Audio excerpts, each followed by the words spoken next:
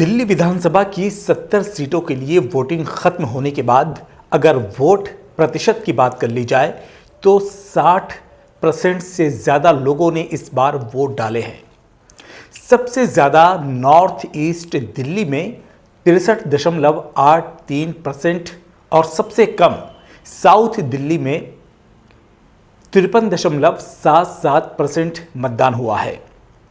ये भाजपा सांसद मनोज तिवारी का संसदीय क्षेत्र है। पिछले 12 सालों में यहां सबसे कम वोटिंग हुई है। दिल्ली चुनाव में मुख्य रूप से मुकाबला आम आदमी पार्टी और भारतीय जनता पार्टी के बीच है। 10 सालों से आम आदमी पार्टी दिल्ली की सरकार चला रही है। आम आदमी पार्टी ने 2015 में 67 सीटों पर और 2020 में 62 सीटों पर बाजी मारी थी, जबकि बीजेपी ने 2015 में 3 और 2020 में 8 सीटों पर जीत हासिल की थी।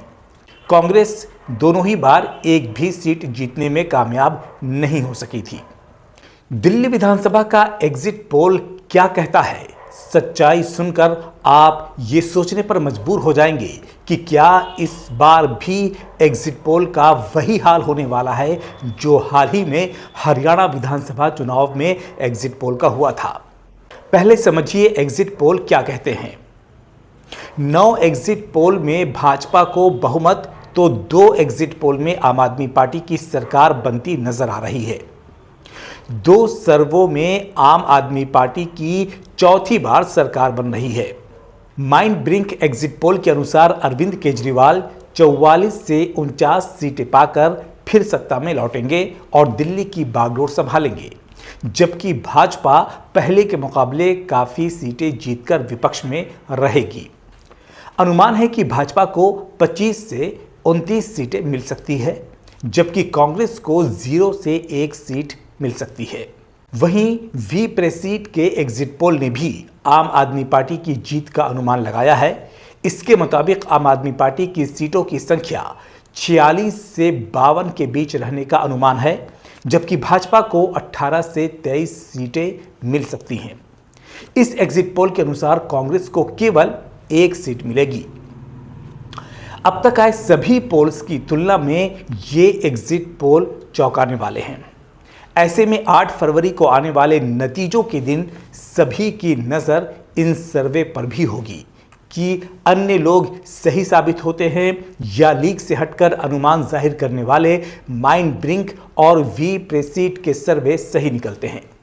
वैसे एग्जिट पोल से जुड़ी एक दिलचस्प बात आपको बताता हूं, और वो ये है कि इस बार कई बड़ी एजेंसियों ने एग्जिट पोल से ही दूरी बना ली है। दरअसल हरियाणा विधानसभा चुनाव में सभी एग्जिट पोल्स ने कांग्रेस के आने की भविष्यवाणी की थी और कांग्रेस की जीत का दावा किया था, लेकिन जब नतीजे आए तो सबके होश उड़ गए, क्योंकि नतीजों में भाजपा ने जीत दर्ज की, जिसके बाद अनुमानों पर सवाल उठने लगे। सर्वे को संदेह की नज़र से देखा जाने लगा। यही नहीं, बाद में महाराष्ट्र चुनाव के ऐलान के वक्त चुनाव आयोग ने भी सर्वे एजेंसियों पर सवाल उठाए थे। माना जा रहा है कि इस तरह से रुझानों पर सवाल उठने और विश्वसनीयता पर प्रश्न लगने के चलते एजेंसियों ने अपने पैर पीछे खींच लिए और दिल्ली के सर्वे में या एग्जिट पोल में शामिल नहीं हुई।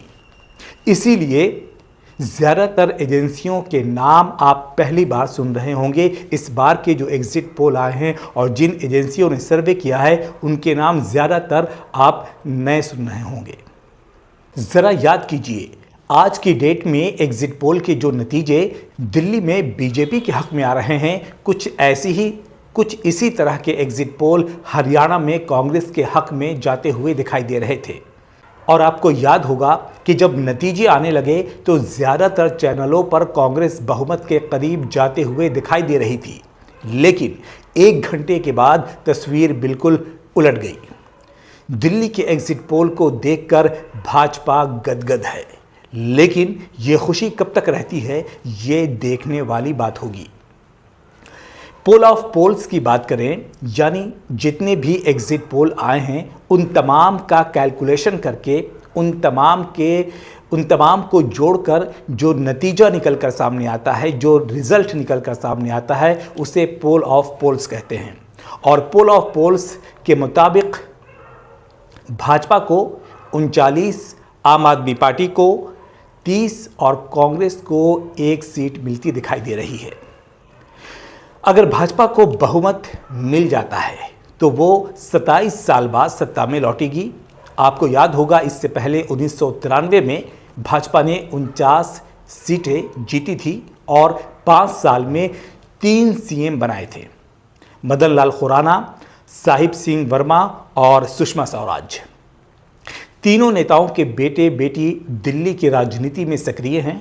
खुराना के बेटे हरीश खुराना मोती नगर से, साहिब सिंह वर्मा के बेटे प्रवेश वर्मा नई दिल्ली से चुनाव लड़ रहे हैं, बांसुरी स्वराज नई दिल्ली से सांसद है। जाहिर सी बात है कि एग्जिट पोल को देखकर आम आदमी पार्टी की टेंशन बढ़ गई होगी, क्योंकि आंकड़े इशारा कर रहे हैं कि आप जीत की हैट्रिक नहीं लगा पाएगी। 11 एग्जिट पोल में से सिर्फ 3 एग्जिट पोल्स ने आपको बहुमत का आंकड़ा पार करने का अनुमान जताया है, जबकि 7 ऐसे एग्जिट पोल हैं जो ये कह रहे हैं कि आपकी जीत 30 सीटों पर ही सिमट कर रह जाएगी, जबकि एक ने आपके लिए 46 से 52 सीटों का भी अनुमान जताया है। हालांकि सभी एग्जिट पोल के आंकड़े यही कह रहे हैं कि आप इस बार 60 से ज़्यादा सीटों पर जीत का आंकड़ा हासिल नहीं कर पाएगी। तो ये कुछ आंकड़े हैं जो कि बीजेपी के पक्ष में जाते हुए दिखाई दे रहे हैं और आम आदमी पार्टी की जाहिर सी बात है कि नींद इन आंकड़ों को देख करके उड़ रही होगी। नतीजे 8 तारीख को आने वाले हैं और ऐसे में अब देखना ये होगा कि जो नतीजे आते हैं वो एग्जिट पोल के मुताबिक होते हैं या एग्जिट पोल के उलट होते हैं।